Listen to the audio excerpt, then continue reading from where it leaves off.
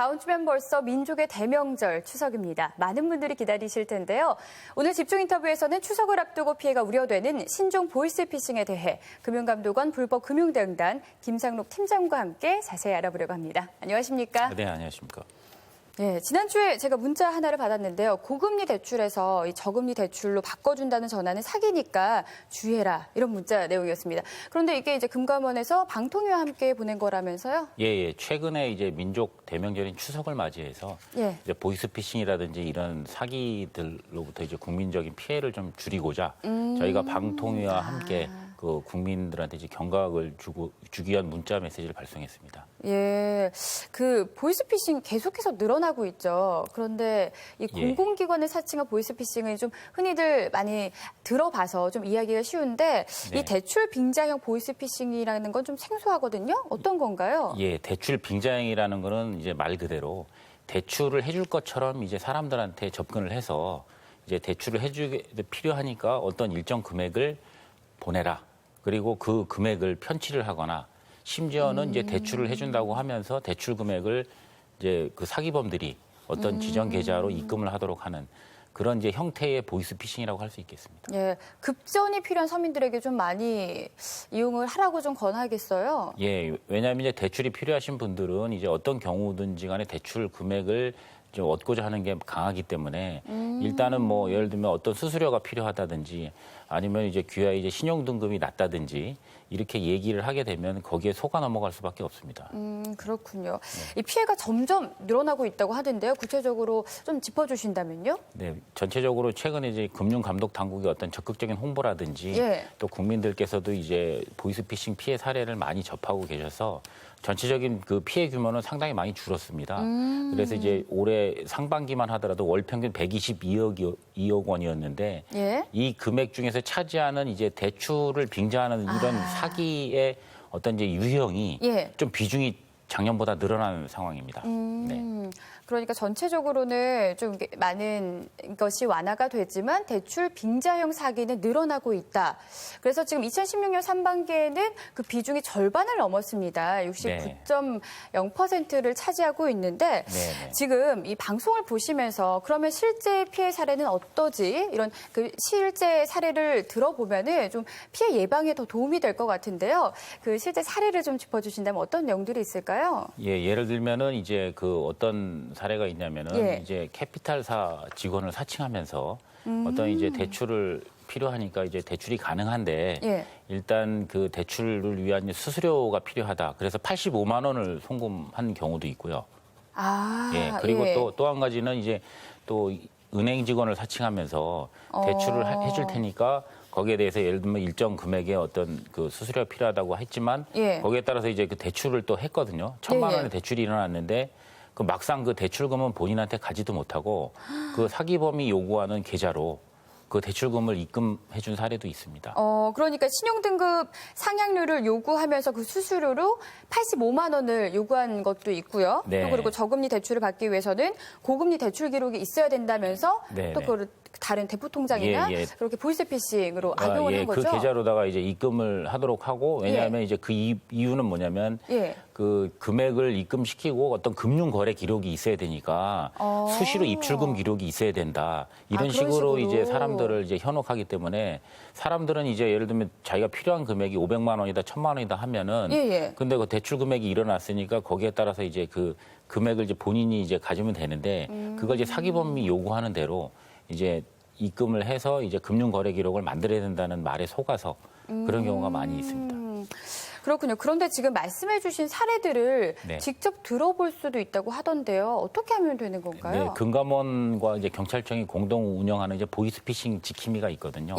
그 보이스피싱 지킴이 사이트에 들어오시면 그동안 여러 국민들이 이제 그 녹취를 해서 이제 제보해 주신 사례들이 많이 있습니다. 그 사례들을 좀 많이 들어보시면 이제 어떤 보이스피싱의 최근 경향이라든지 어떤 방식으로 이제 보이스피싱에 대해서 이제 사람들이 이제 속고 있는지 그런 부분에 대해서 쉽게 접하실 수 있습니다. 이게 그러니까 보이스피싱 지킴이란 홈페이지에 들어가서 바로 이 목소리에 들어가면은 실제 보이스피싱 목소리를 들을 수 있다는 거죠? 그 목소리를 들어볼 수 있습니다. 그런데 이제 최근에는 이제 구분이 워낙 좀 쉽지가 않아서 이게 일반인들한테 이제 사칭 전화인지 아니면은 이제 구분하기가 굉장히 어렵거든요. 그런데 이제 그런 어떤 이제 일반적인 개인 정보를 요구한다든지 아니면 수수료를 요구한다든지 뭐 이런 경우에는 상당히 뭐 그런 게 맞지 않는다. 보이스피싱이다라고 의심을 해보시는 게 좋겠습니다. 지금 자료 화면으로 나가고 있는 것이 바로 그 실제 보이스피싱을 들을 수 있는 목소리인데요. 저도 한번 들어봤거든요. 그런데 정말 실제 그 기관의 직원 같아요.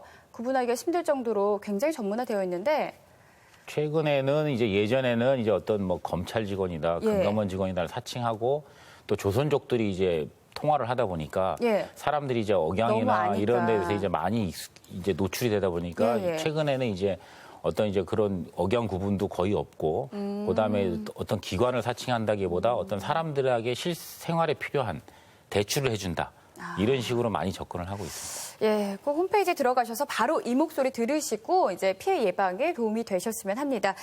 그렇다면요, 만약에 보이스피싱으로 의심되는 전화를 받았거나 부득이하게 피해를 입은 경우에는 어떻게 해야 될까요? 네, 최근 들어서는 이제 뭐 여러 가지 이제 저희가 홍보를 많이 하고 있고 국민들도 거기에 대해서 경각심을 가지고 계시다 보니까 정상적인 어떤 이제 문자 메시지를 받는다 하더라도 의심하시는 경우가 종종 있는데요.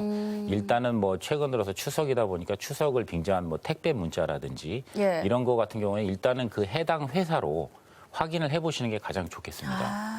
그리고 또 예를 들면은 여러 가지 뭐 기관을 사칭한다든지 할 때에는 반드시 해당 기관으로 확인을 해보시고 대출을 해준다고 하면서 접근했을 때에는 어떤 정상적인 어떤 금융업계 종사자분들은 대출 관련해서 이제 수수료를 요구하지가 않거든요. 그러니까 이제 수수료를 어떤 명목으로 신용 등급이다, 뭐 아니면 전산 작업이다, 아니면은 어떤 이제 뭐 신용 등급 거래가 필요하니까 어떤 수수료가 필요하다 이렇게 요구를 받았을 때는 보이스피싱으로 의심을 하시고 거기에 절대 응하시면 안 되겠습니다. 그러니까 다짜고짜 수수료를 요구할 경우에 보이스피싱 일이 더 많다는 거죠? 네, 그렇습니다. 그리고 또 피해를 입은 경우에는 경찰서나 해당 금융기관에 즉시 지급 신청 정지를 신청하는 것이 도움이 된다고 하는데요. 네, 최근 들어서는 이제 저희가 이제 예를 들면 피해 금액을 일정 금액을 어떤 계좌에 대포 통장에 넣었을 때에는 그 돈이 빠져나가지 못하도록 하는 게 가장 중요하거든요. 그렇죠. 그러니까 이제 금감원이나 경찰서에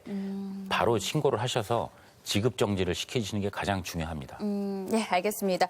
이제 곧 추석입니다. 그래서 말씀하셨지만 택배 문자를 사칭한 보이스피싱도 있을 거고요. 그럼 다시 한번 어떤 요즘 이 추석 명절을 대비해서 이 다가올 어떤 보이스피싱 유형들을 다시 한번 짚어주신다면 어떤 것들이 있을까요? 예를 들면 이제 예전부터 알고 계셨던 이제 기관을 사칭하는 형태라든지 아니면은 최근 들어서 이제 그 비중이 늘어나고 있는 대출 빙자형 사기라든지 아니면 이제 전통적으로 예전부터 많이 쓰였던 이제 어떤 문자 메시지 같은 걸 통해서 택배 문자라든지 아니면은 또 이런 형태를 통한 이제 택배 어떤 문자를 이용하는 SM 스미싱이라고 하는데요. 이제 그런 형태가 있고 또 한 가지 같은 경우에는 예를 들면 이제 1대1 메신저로도 이제 사기를 하는 경우가 있습니다. 어떤 뭐 지인들의 어떤 카톡이나 이런 걸 통해서 마치 돈이 필요한 것처럼 돈이 급하다 이런 식으로 돈을 보내라고 한다든지 뭐 이런 식의 유형도 있으니까 항상 이제 어떤 유형의 그 사기로 접근할지 모르기 때문에 항상 이제 그거를 접하시게 되면 해당 회사라든지 아니면 금감원 홈페이지를 통해서 어떤 그 회사라든지 이런 업체가 정상적으로 있는 데인지 그걸 먼저 확인해 보시는 게 좋겠습니다. 네, 알겠습니다. 이 보이스피싱 뭔가에 홀린 듯 당한다고 하는데요. 이런 피해 방법을 잘 알고 좀 예방에 힘써야겠습니다.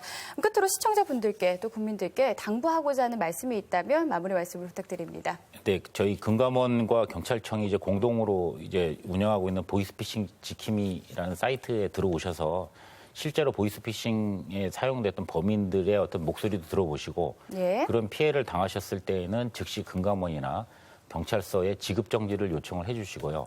그다음에 또 어떤 형태의 새로운 형태의 어떤 사기라든지 이런 걸 당했을 때에는 당황하지 마시고 그거를 반드시 해당 회사라든지 금감원 홈페이지를 통해서 그런 거를 먼저 확인을 해보시면 상당히 피해 예방에 도움이 될 것 같습니다. 네, 알겠습니다.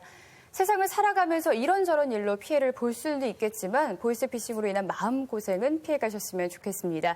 지금까지 금융감독원 불법금융대응단 김상록 팀장님과 함께 이야기 나눴습니다. 오늘 말씀 고맙습니다. 네, 감사합니다.